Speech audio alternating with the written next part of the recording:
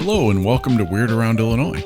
You know, we spend a lot of time going to paranormal places looking for paranormal phenomenon. This time we decided to go to a place where there was a whole lot of paranormal all in one area. And that was the Paranormal Chicago convention. So let's talk about it and let's get weird. So the convention took place in Countryside, Illinois, in early June, and it was exactly what it sounds like, a gathering of paranormal folks. And that includes cryptid hunters and ghost hunters and fortune tellers and people who have like cool paranormal witchy jewelry and anything else paranormal. Spiritual, like smokers. Oh yeah, and spiritual healers. And, yeah. Basically, it was our people. Yeah. I knew that going in too. I just had a feeling when we walked in the door that it was going to be, our kind of crowd. But actually, before we walked in the door, I had a feeling it was going to be our kind of crowd. But the headliners, I guess, for us at least, were Chad Lewis and Barnaby Jones, who were both guest speakers there. Chad Lewis being, a famous Midwestern cryptid hunter, and Barnaby Jones, the head of the Wisconsin CAPS organization, which is Cryptid and Paranormal Society, I believe. But that was what drew us in. But we went in with kind of a specific set of goals. I'd say we had like 6 goals going into it. Yeah, and obviously the main one was to meet Chad Lewis. Yes. Of all things.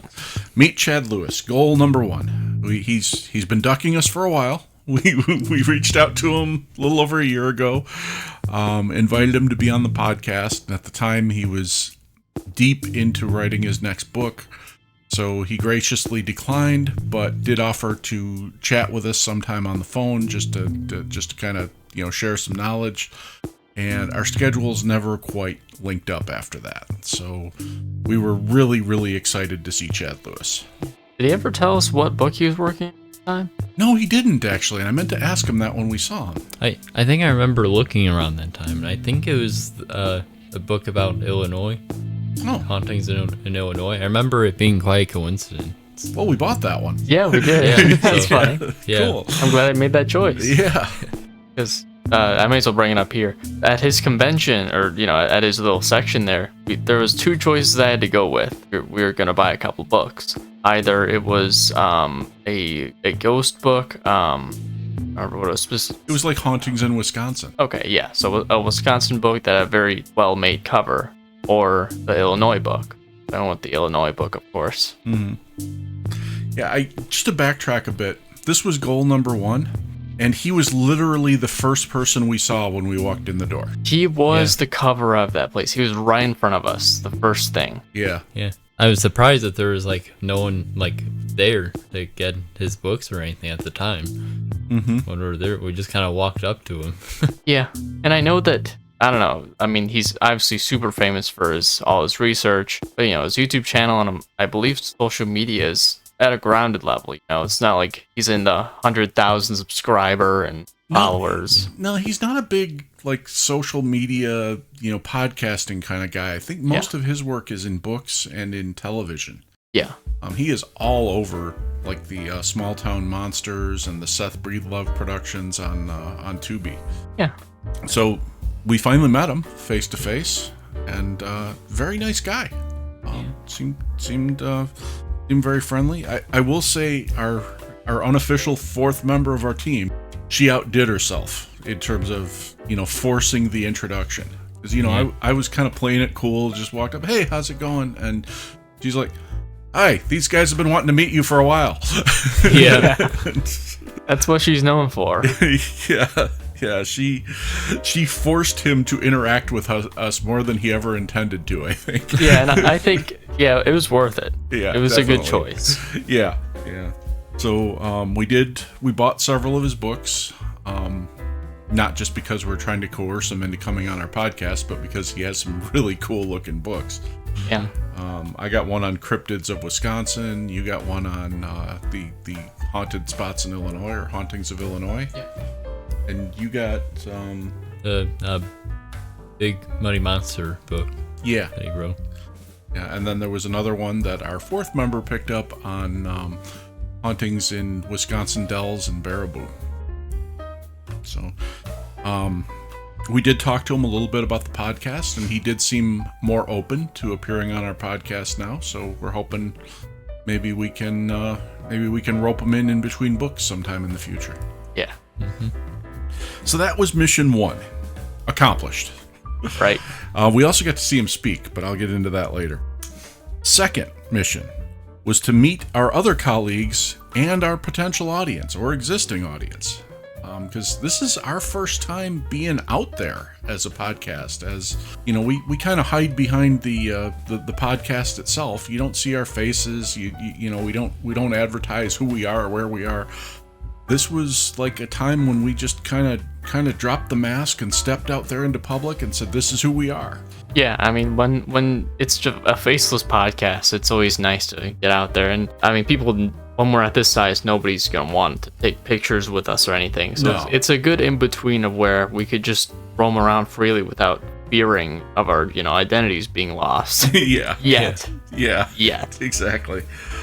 But we did meet a lot of colleagues and some really cool people. I mean, I think you bought a shirt from the Tinfoil Tales podcast people. Yep, still worth it. I like the color choice, and as a graphic designer, I really understand and like really appreciate how at their scale they're able to make that merchandise. And I listened to their podcast after we left, and I was impressed. It's some solid stuff there. Oh yeah. We met a gentleman named Mike Schwenke from the Spirit Hunters team.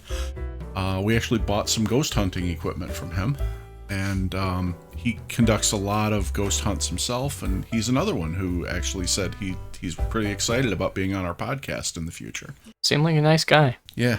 Yeah, and I bought the cat balls, I believe, that like light up when they move a little bit. Mm-hmm. And I really wanted those for a long time, and I was so happy to see them. I was like, could I get some of those?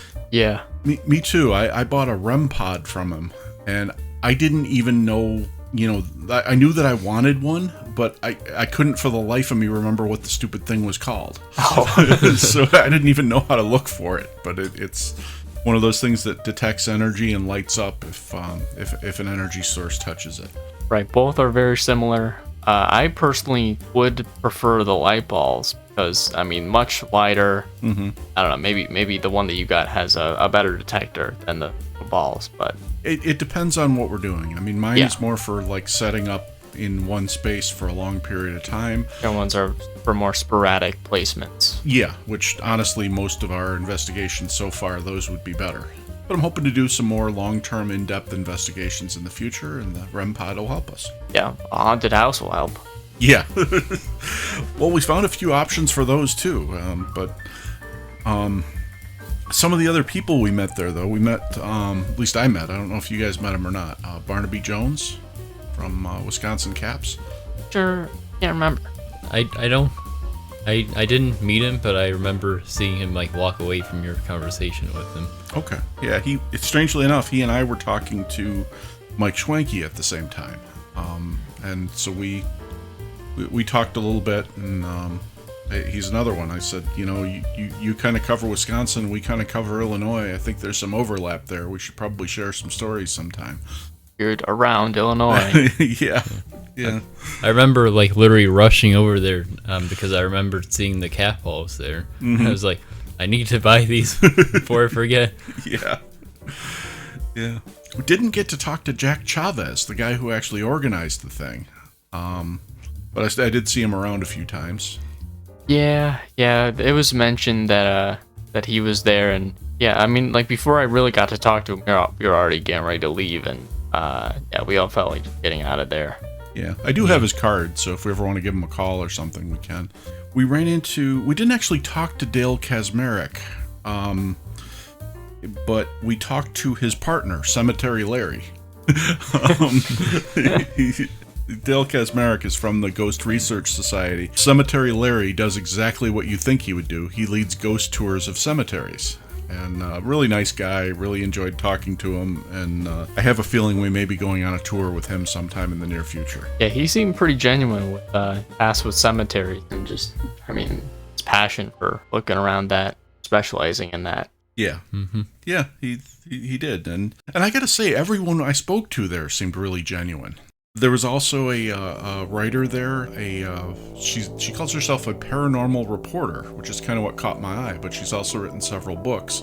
She and I talked a little bit because she has recently done a book about hauntings in museums, and I asked her if she did a book on hauntings in botanic gardens yet, and it turns out she's working on one. So I said, hey, we've got a podcast about a haunting in the Chicago Botanic Garden. You need to listen to that, and if you really like it, you need to be on our podcast and tell us about some of the other things you've checked out.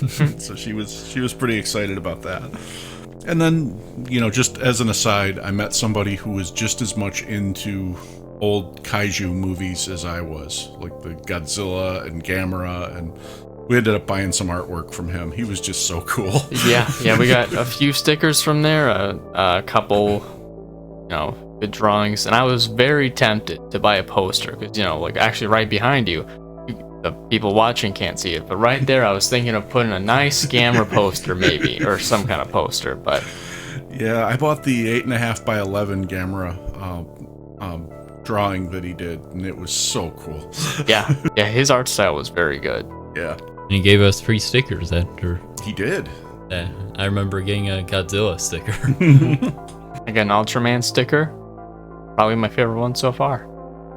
It may not have actually been Ultraman, though. It may have been Jet Jaguar. They look a lot alike. One is a copy of the other, I'm pretty sure. But yeah, Jet Jaguar was from Godzilla vs. Megalon. Yeah, but that one has a little bit more yellow and some blue, doesn't it? I think so. Yeah. So you may be right. It might be Ultraman. I'm looking at it right now. Mainly red, yellow, and silver. So those are the only colors. Okay, that's probably Ultraman then. Yeah. Unless it's Spectre-Man, which is a whole other story. Oh, okay. Forget it. Either way, looks cool. Yeah. So our third goal was to attend some lectures. And it just so happened the only 2 lectures we were in time to catch were Chad Lewis and Barnaby Jones, which are probably the 2 that I wanted to see the most. The first one was Barnaby Jones was talking about UFO disclosure and how it's affecting, the UFO, basically how it took place and how it's affecting UFO research in general and the government tie-ins and everything to do with that. He clearly knows his stuff, but he was a victim of technology. Yeah. His PowerPoint was not his friend for this thing, and he spent at least half of the lecture apologizing for what should have been there but wasn't, and what was out of order and everything else. And I felt really bad for him. Yeah, after that presentation and during, I was under the impression that maybe he wasn't even supposed to be presenting there, or maybe he just, this was a last minute presentation. I don't think it was. Yeah, that's what I learned later on. Yeah. I there was supposed to be someone else there with him, but I don't think they were there. But I feel bad for him because I've been in that situation before at work where I've had technology leave me and suddenly I'm left kind of flailing. Yeah, but you gotta have Google Slides at least prepared in order. Yeah. So I'm sure he was unhappy with how the lecture went. I still got some good information from it. We got to see some pictures of Robert Bigelow, which is always a worthwhile adventure. Yeah. He seemed to know his stuff, but people kept asking him questions towards the end, and a lot of the questions he didn't know the answer to, which I'm not going to blame him for that. No, it's just that some of the questions were so complicated. Yeah, and it kind of derailed him. I think that if he had been able to stick to his script, even without the PowerPoint, I think he would have been fine, but I don't think he was expecting people to be throwing all these weird questions at him, like, what does this acronym mean? Where does this come from? Who was this guy with? And it kind of got him discombobulated, I think. Yeah, exactly. But, I have watched a couple of his podcasts since then, and, he's a very knowledgeable guy, so hopefully his next lecture will go better. Yeah. Our next lecture went better. We saw Chad Lewis after that. And quite a difference. You could definitely see not only was the technology in place, but I feel like Chad Lewis has given this lecture like 100 times before. Yeah. Yeah. Both of them, I feel like, have, I've gotten to the point where they can't keep updating, a recurring thing that the other guy was saying, that can't keep updating the PowerPoint up to date because a lot of information comes in. Mm-hmm. This is where I also think Chad Lewis came in much stronger. He set the presentation to where he doesn't have to update it. Right. It's just, trip information. There was a couple, 1900 sightings, a couple early 2000 sightings. Nothing that he would have to add on later. Yeah, his wasn't as timely as Barnaby Jones's was. I mean, Barnaby Jones was dealing with modern, changing information that literally every time you watch the news can be different. Yeah, there's aspects like that just set you up for failure in an under pressure presentation like that. Just have to have that PowerPoint, the right idea that would work. Yeah, I think Barnaby Jones picked the wrong topic to talk about. Yeah. I don't think his main topic should be UFOs, because in the podcasts that I've at least skimmed at least, he mainly talks about cryptids and ghosts. Mm-hmm. I don't really see him talking about government and UFOs, stuff like that. Yeah. When I talked to him afterwards, I said I think the government hacked his PowerPoint. Yeah, that's funny. Yeah, Chad Lewis though, he was very smooth. He talked about some stuff I think we'd seen before on some of his shows, and the other thing he did that was really smart is he did not invite questions. Even when it was over, he said, "Hey, if you have any questions, come back and see me at my booth." It wasn't like, I'll take questions now. It was very tight. I bet he's been through the ringer in that situation once or twice. Oh, yeah.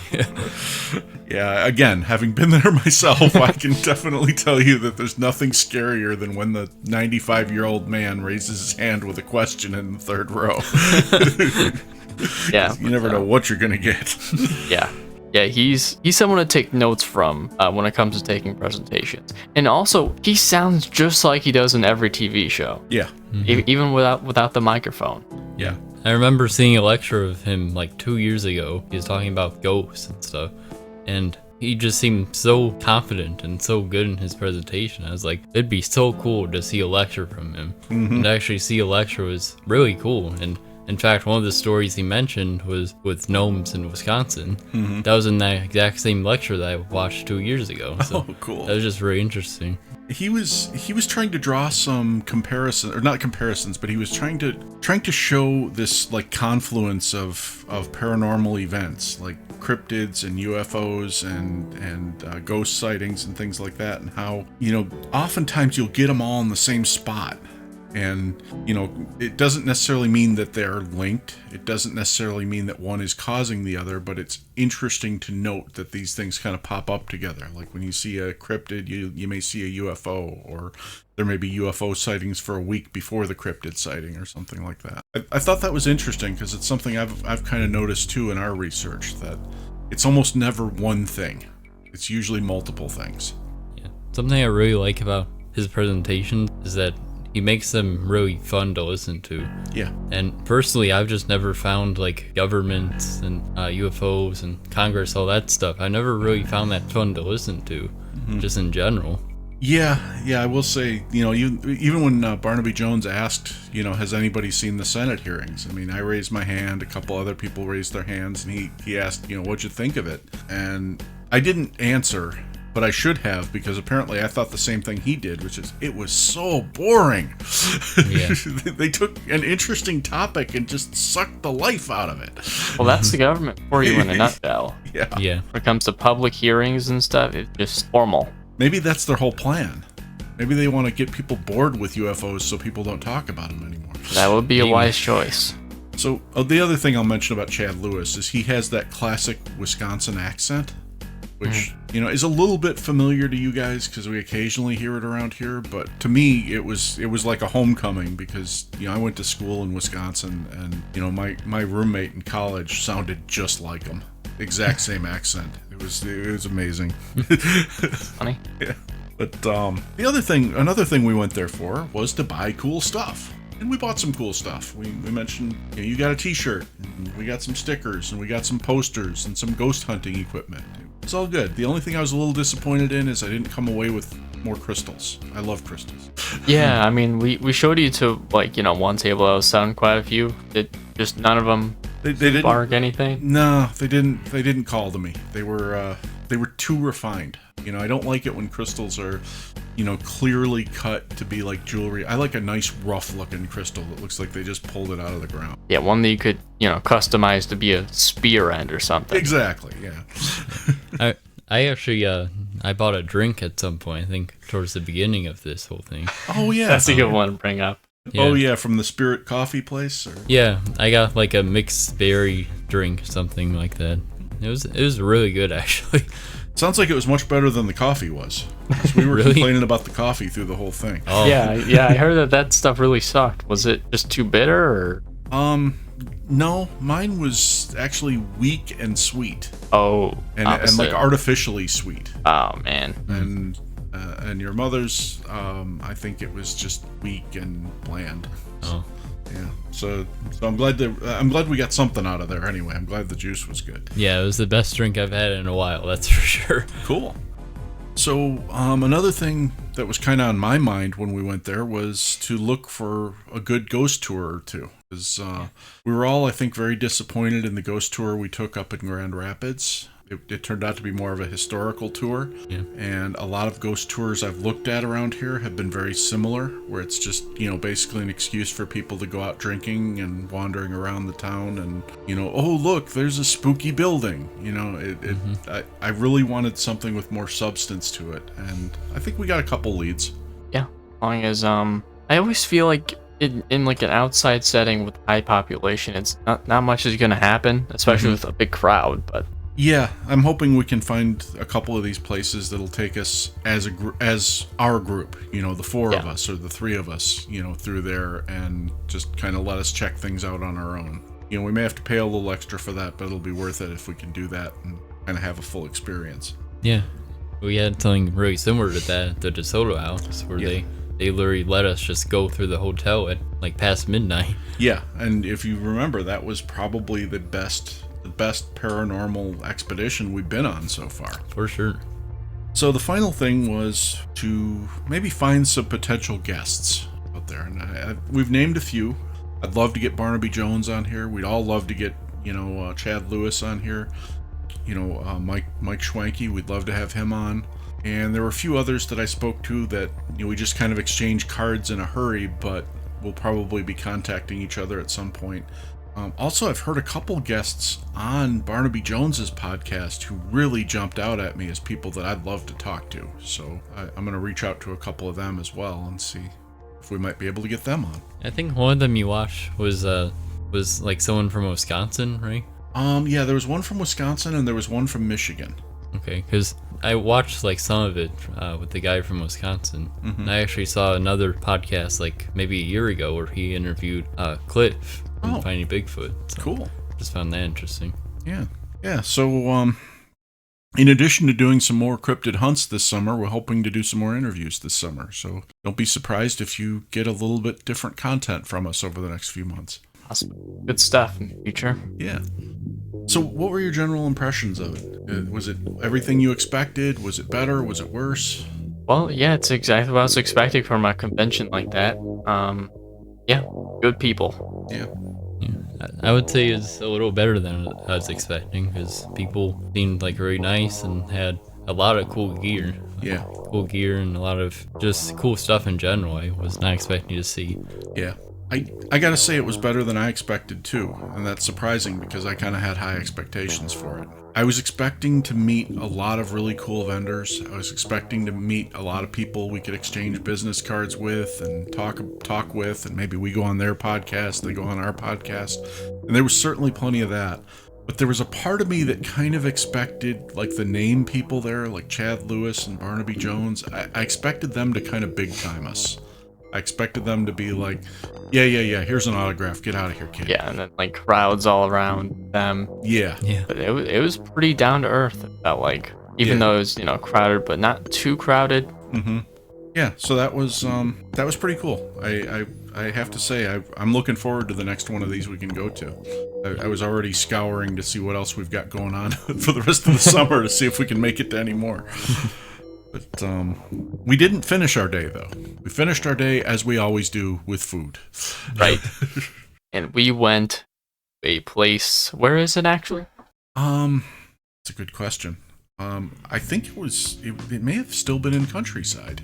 It was either in Countryside or LaGrange, right? Yeah, Yeah, LaGrange. It may have been LaGrange. It was only like 5-10 minutes away anyway, so that's all you need to know. Yeah. But it was Buck's Pub. Buck's Pit Stop.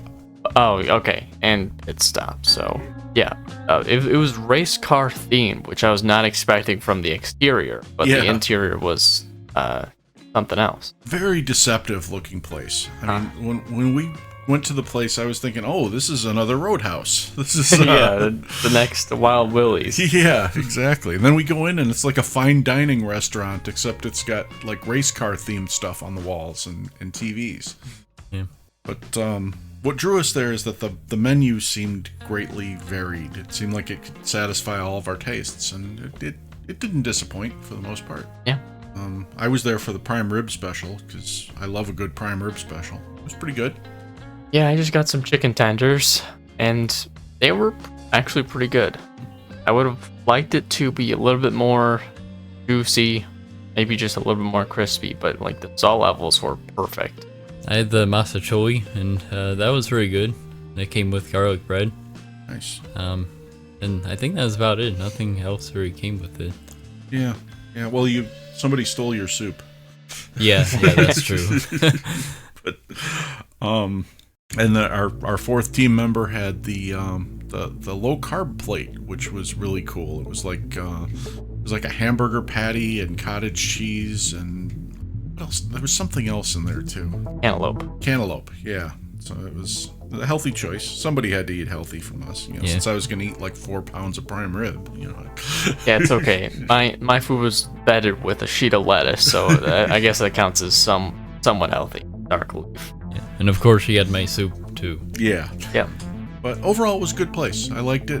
What I was really surprised at was the price. I mean, when we walked out of there, it was one of the cheaper dinners I can remember the four of us having in a long time. Yeah. And considering part of that dinner was prime rib, that was pretty darn impressive. So yeah, you can't beat it for the price. So that was it. That was our adventure to Countryside, Illinois for the Paranormal Chicago convention. We're hoping this pays benefits for all of you as our listeners, as you're going to get to hear some more interesting people on the podcast than just us for a change. Hopefully. Yeah. And we expanded our knowledge a little bit on the paranormal and cryptids, and we also expanded our ability to hunt them a little bit. So I think all in all, it's a win-win. Yeah. Absolutely. As always, we thank you for listening, thank you for subscribing, and hope to talk to you again soon.